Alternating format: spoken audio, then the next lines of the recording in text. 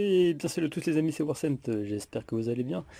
On se retrouve aujourd'hui pour une petite vidéo, donc une vidéo sur sur comment protéger les caisses en bois. Donc alors les caisses en bois c'est un... Faut absolument quand vous rentrez un objet en bois, une caisse en bois, que ce soit un cadre, faut toujours le protéger. Car comme vous pouvez le voir ici, si vous ne le protégez pas, il peut y avoir des vers dans le bois. Je sais pas si on entend bien à la caméra, mais alors quand je m'enfonce, vous entendez le bruit, elle craque, parce qu'elle est pleine de verre. Alors je l'avais déjà traité, mais j'ai remarqué que j'ai dû faire un traitement pas assez costaud, car il y a toujours de la cire de bois dans le fond de la caisse. Et il y a de la cire de bois comme ça, c'est-à-dire qu'il y a des verres qui sont encore dans le bois. Vous voyez, c'est une caisse qui est assez sympa, c'est une caisse de grenade à fusil, donc avec des belles étiquettes. Ouais, beau marquage en plus. Tout, donc je ferai une vidéo plus tard, dans quelques jours, sur les marquages allemands, sur les caisses.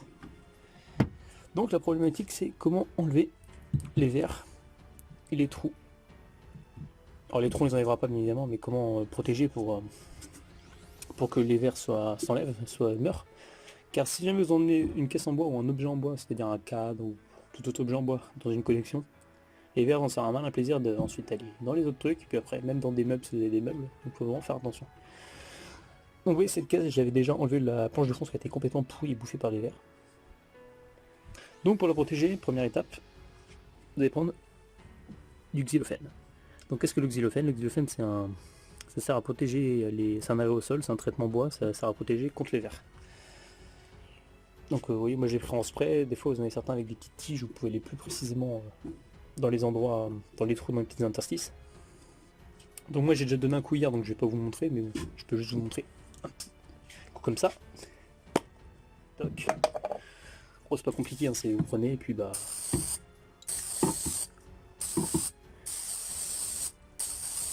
Et alors j'en passe même sur l'étiquette, il y en a peut-être certains qui vont gueuler, mais au moins ça va pas attaquer l'étiquette, ça va pas la bouffer. Donc voilà, vous laissez, et puis bah vous laissez agir, tout simplement. Alors le mieux c'est d'abord passer une couche de xylophène, laisser agir. Alors quand je laisse agir, je vais attendre une journée. Si jamais vous revoyez qu'il y a des petites traces de suie comme ça, quand je dis il faut en repasser un autre, il faut en repasser, enlever les traces, repasser, enlever, jusqu'à qu'il n'y ait plus de traces. Quand une fois qu'il n'y aura plus de traces, c'est-à-dire que les vers sont morts. Des fois, ça paraît aussi que vous trouvez des vers morts sur le bois. Donc moi l'étape là j'ai déjà fait hier, je vais pas vous la remontrer.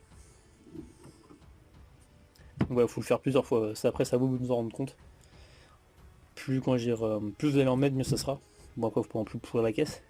Donc là vous voyez il y a plus de différents problèmes sur cette caisse. Il y a les marquages qui sont là, l'étiquette qui est très fragile, qui est ici. Voilà, bon, et l'étiquette qui est à l'intérieur. Alors la deuxième solution, c'est pour poursuivre la protection, c'est d'utiliser de l'huile de lin.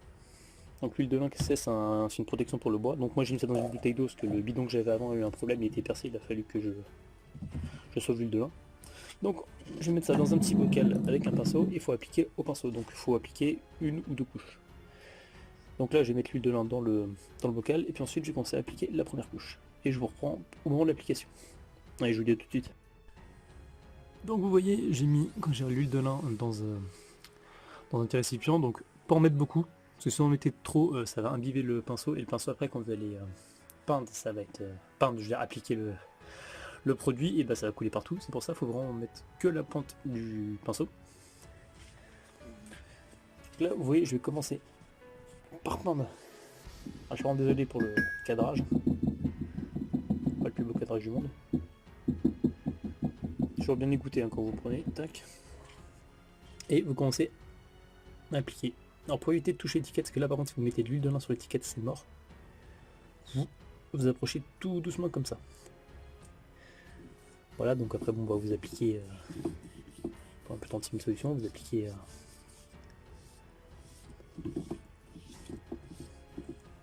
comme ça, et vous approchez tout doucement.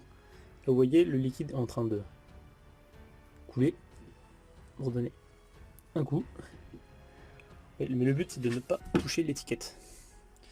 Si jamais vous s'approche trop de l'étiquette, et ben vous prenez un petit chiffon et vous essuyez comme ça. Okay. Si jamais l'étiquette est touchée, c'est mort. bah c'est mort. En gros, l'étiquette sera toujours là, mais elle prendra la teinte de l'huile de lin. Et ce qui sera très moche. Voilà. On va reprendre un peu. Tac.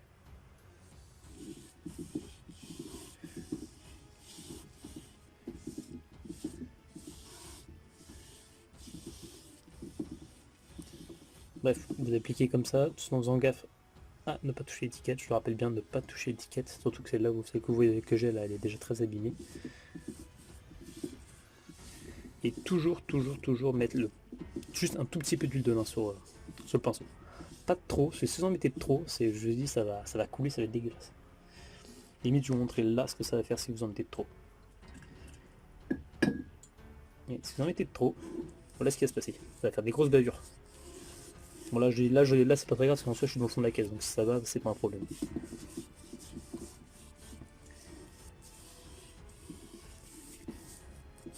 En plus ce qui est bien avec l'huile de lin, vous verrez à la fin, c'est que ça fait un petit effet vernis mais sans trop non plus faire vernis quoi. Et ça teinte pas la caisse. Surtout sur les bois blancs, des fois il y a des caisses qui sont en bois un peu plus brun, faut faire attention, ça peut teindre la caisse, légèrement. Vous voyez, vous appliquez partout comme ça. Donc je vais reprendre une fois que j'aurai appliqué partout. Donc là je vais m'attaquer à l'avant, donc vous voyez le petit marquage Munition Gesengewer. Le reste d'étiquette, donc le reste d'étiquette, faut vraiment que je le protège. C'est vraiment ce qui craint quand on met de l'huile de lin, parce que si on met de l'huile de lin sur l'étiquette, ça peut la soulever et l'enlever, la faire décoller. Vous voyez l'arrière comme il est. Donc là je vais repasser là, et après pour les parties proches de l'étiquette, je vais fignoler avec soit avec un plus petit pinceau, ou sinon vous prenez un chiffon puis vous tamponnez comme ça. Vous tamponnez le lot. Allez, moi je reprends quand j'ai commencé à appliquer. Vous voyez, j'ai appliqué dessus. Alors sur la peinture, vous pouvez appliquer dessus sans problème, ça fera rien. Donc là, je vais m'attaquer au bord de l'étiquette. Vous pouvez voir, j'ai trempé juste le bout de mon pinceau, de mon chiffon d'huile de lin. Ce fait, c'est que vous calez votre doigt comme ça. Vous voyez, vous le calez de façon ce que ça vous tamponnez et vous tamponnez comme ça.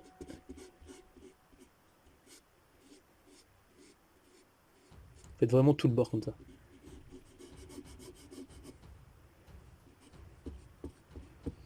Puis à la rigueur, de toute façon, si jamais vraiment vous craignez trop pour l'étiquette, limite, ne protégez pas la partie où il y a l'étiquette.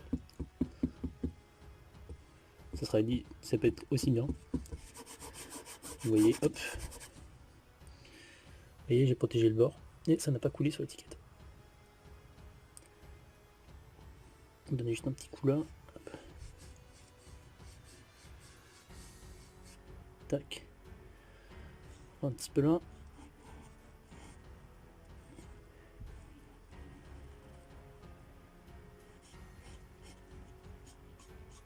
Hop. Voilà. Vraiment appliquer tout doucement. Prendre son temps quand on fait ça. Je vais vous montrer un exemple tout à l'heure la première fois que j'ai appliqué l'huile de lin, j'avais appliqué sur l'étiquette et bah, j'ai bousillé une étiquette entière de caisse. Donc voilà, ça m'avait un peu dégoûté, mais bon, en faisant des conneries qu'on apprend, comme on dit. Donc vous voyez, là j'en ai appliqué partout. Il y a juste l'arrière, le dessous que j'ai pas fait, mais ça je le ferai quand le dessus sera sec. Sinon, si je pose le dessus plein d'huile de lin sur un établi plein de merde, ça va dégueulasser. Toc.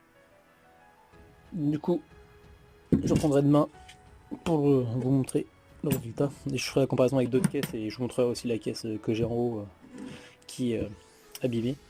Du coup, pour laisser sécher, par contre, laissez bien ouvert. Vous laissez l'ensemble ouvert comme ça. Bon, du coup, les amis, on est une journée après. Donc voilà, la caisse après une journée et un passage à l'huile de lin. Vous voyez, elle a une belle couleur. Et là, surtout, elle est protégée. Vous voyez, l'étiquette n'a pas été atteinte. Là, je vous montre l'intérieur. L'étiquette n'a pas été atteinte. Et voilà. Et là, vous avez une caisse qui est protégée. En plus, qui est assez belle. Vous voyez, il n'y a aucun effet de brillance, rien du tout. C'est la couleur noire, donc c'est cool. C'est très cool. Voilà, petit tuto, j'espère que ça vous aura ça vous aura servi. Donc je rappelle, premièrement, quand vous recevez une caisse ou un cadre en bois, première étape, xylophène, vous laissez sécher. Vous regardez s'il y a encore des traces de, comme je vous ai dit, de sur ou pas. Quand il n'y a plus de traces, vous passez à l'huile de lin. Bah, vous enlevez bien évidemment d'avoir toute la poussière, vous passez à l'huile de lin.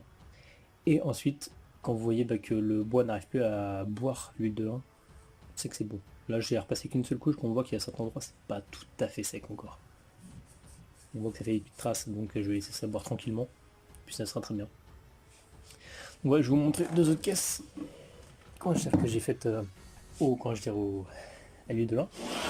Donc il y a ma caisse de FH19. Vous voyez, très bien, nickel. Je vais l'ouvrir. Vous voyez, l'étiquette, tout ça. Nickel. Je l'avais passé à l'huile de lin. Nickel.